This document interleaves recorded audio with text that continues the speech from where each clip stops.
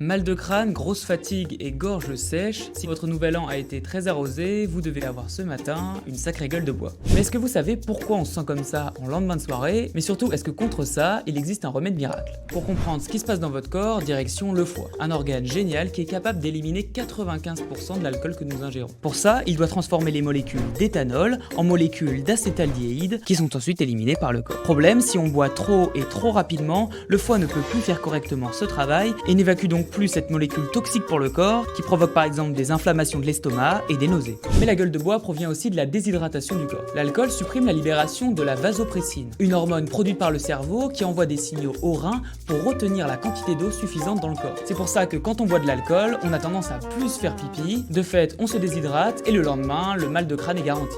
Enfin, si l'alcool peut aider à s'endormir, il perturbe aussi le cycle du sommeil et le fragmente, ce qui augmente la fatigue et la baisse de productivité.